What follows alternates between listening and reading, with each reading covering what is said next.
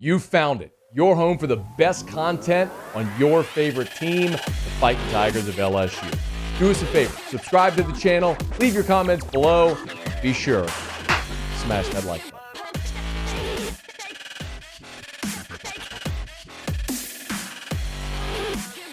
So, Kylan Jackson picks LSU. How significant is this?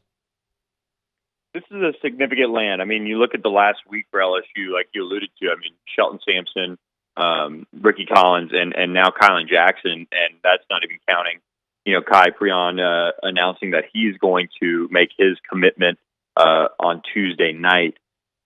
And he's another, somewhat area local-ish prospect that LSU sits in a really good spot for. So this is just kind of the continuation of that trend that we saw as of late, with LSU in Louisiana, starting to really hone in on the guys that they feel good about and get them on board before their senior years. And so Kylan Jackson is a big one because he's very different than the defensive backs that they already have committed. He's much more of a kind of a in the box guy, very physical. Sam Spiegelman, our national analyst, kind of compared him a little bit to the way Grant Delpit, is kind of used, with Dave Aranda when he was here. But he's another big safety like that who could kind of come down into the box, and you can use his versatility. And the rest of the guys they have are very much, more so coverage-based players.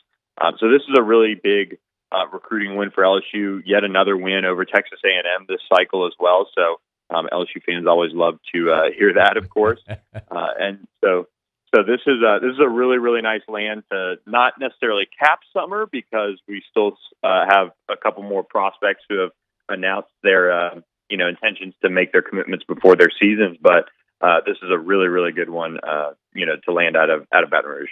Adams, Sampson, Collins, now Jackson. Is it safe to say that the concerns over whether or not Brian Kelly and the staff would be able to recruit the state should be officially alleviated? Yeah, I think for this cycle especially, they're really, I think you could put those to rest. I mean, I don't like excuses no matter what, but the guys that didn't go LSU's way in that top 10 range of the, top Louisiana recruits were guys that were kind of already trending away, or, you already saw the writing on the wall for the most part, no matter if Ed Ogeron had been given another year or if they made a different hire, or if it's Brian Kelly. Those guys were most likely going to go out of state. So you're seeing LSU capitalize on the guys that they felt good about. They wanted to prioritize. And, there is some wiggle room, let's say, this fall when they do some evals. That was one thing Brian Kelly mentioned at SEC Media Days, kind of unprompted, that they want to make sure that they canvass the state and really make sure that they turn over every leaf looking at these players. So does that mean that, somebody or a couple prospects pick up offers late? That could be the case. And in that case, you'd like to see, them capitalize and be able to flip those players to LSU as well. With Jackson, are they done in the secondary, or do they have more work to do there? I don't necessarily want to put it as they have more work to do because they've got some really good talent committed, but they're certainly not giving up on defensive backs. They've got a trio of guys out of Texas that they're after, Javian Toviano, Javon Thomas, and I am blanking on the last one for some reason. Oh, Bravion Rogers. Sorry, he just decommitted from A&M. Right. And so those are three guys that they're on very, very hard. They're all top 100 prospects. They're really, really good players. And then you could kind of maybe assess and see if somebody isn't up to snuff. But I do think they feel like they need to take a huge defensive back class. And all these guys kind of complement each other. They're all kind of versatile for the most part. So I don't know if anyone's going to be necessarily chased off by, adding another DB or two. We just saw, obviously, I hate to do this just after a player commits, but Jordan Matthews is a Baton Rouge prospect and LSU legacy, and somebody that I think, after earning an offer this summer, they'd like to get him on board if they can. So I don't think they're done with the secondary, and I wouldn't blame them because I do think they need to really address that position. Matthews committed to Tennessee earlier today on Monday. Billy Embody's with us. What about Zalance Hurd? What's the latest there? Yeah, Zalance Hurd just told Julie Bowdwin of Rivals, and then confirmed with me this morning that he's going to make his decision on September 1st. So he's been kind of telling everybody soon before the season, or maybe into it. But he settled on right before his season gets going. Really, he's got a scrimmage this week, but in terms of early season commitments, he's going to make that one. And I really like where LSU stands. I think they handled that recruitment great. He was somebody that they wanted to see a little bit of tape of, playing offensive tackle, see how he developed. And I mean, he really looks the part. He looks the part of somebody that, should play on Sundays eventually. And if he pans out, he's going to be one of the great ones, no matter where he goes. But I think right now he certainly looks like somebody that's probably going to commit to LSU on September 1st. It seems like over at On3, I'm looking at his profile. You all have him at a 97% probability to LSU in the prediction machine there. So what would have to happen for this not to go LSU's way? I mean, I always like to say never in recruiting. I mean, we sat there saying, how would Sage Ryan go anywhere but LSU?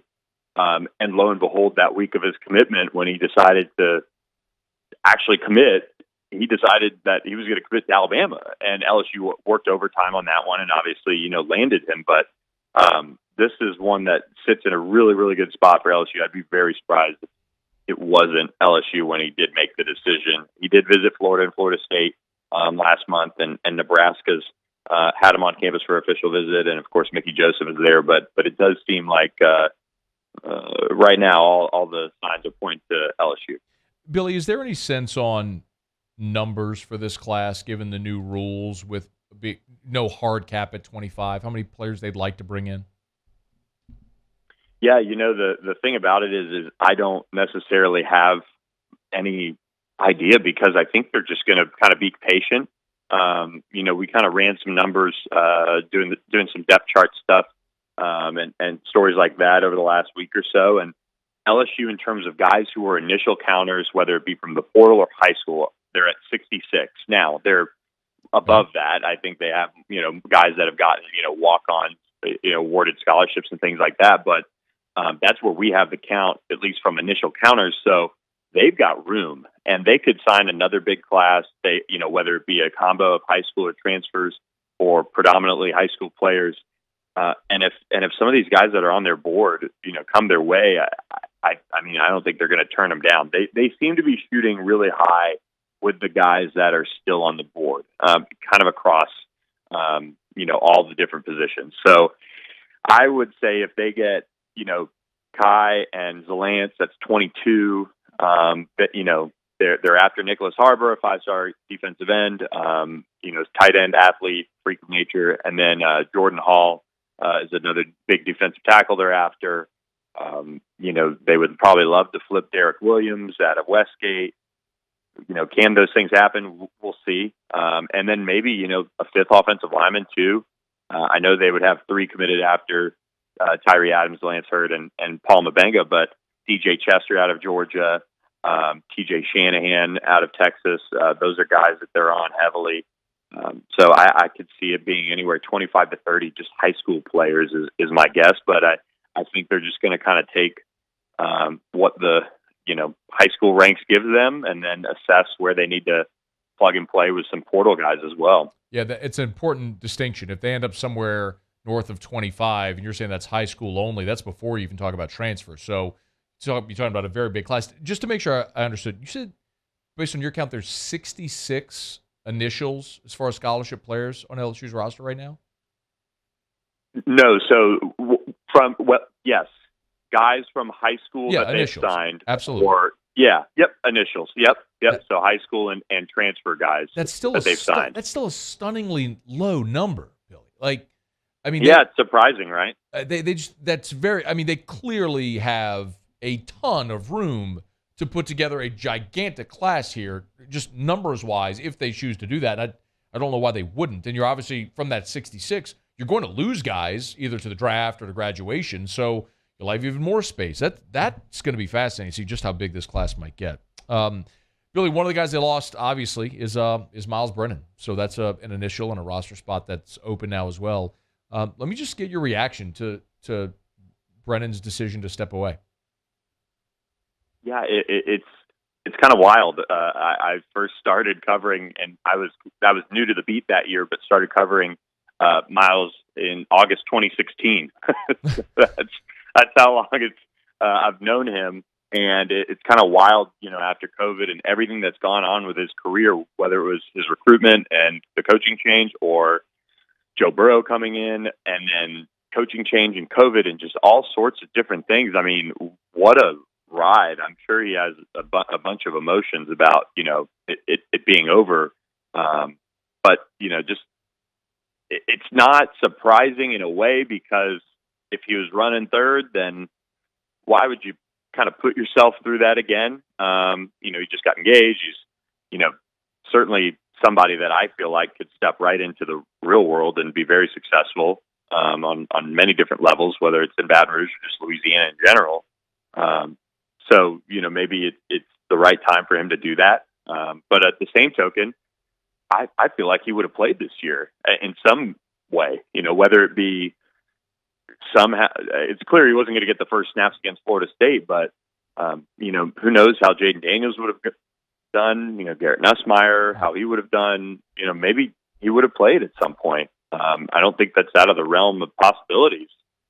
So I was a little surprised that it actually happened in that sense, but, makes a lot of sense too. It's kind of a weird feeling. You see a guy who's, when he was healthy, very, very, very talented, very strong arm, could move the offense, but just had a bunch of kind of things pop up, whether it be getting behind one of the greatest of all time in Joe Burrow, or just getting hit with the injury bug that kind of held him back from probably accomplishing all the things on a personal level that he thought he was going to at LSU. Obviously won a national championship in 2019.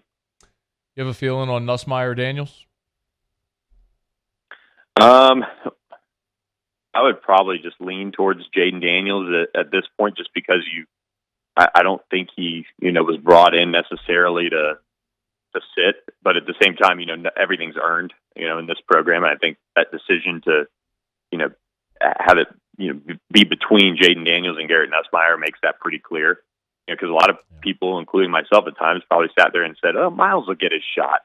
He came back, to get that first snap against Florida State and show what he could do, and Brian Kelly convinced him and all that stuff. But you gotta earn it and show it. And I guess I'm guessing here, but I would probably guess Jaden Daniels is your starter. He's Billy Embody from On3Sports, on Twitter at Billy Embody. We appreciate it, man. Thanks so much. Anytime, Matt. Thanks for having me. Hey, thanks so much for watching. Please leave your comments. I love to interact. And be sure to hit the red subscribe button below.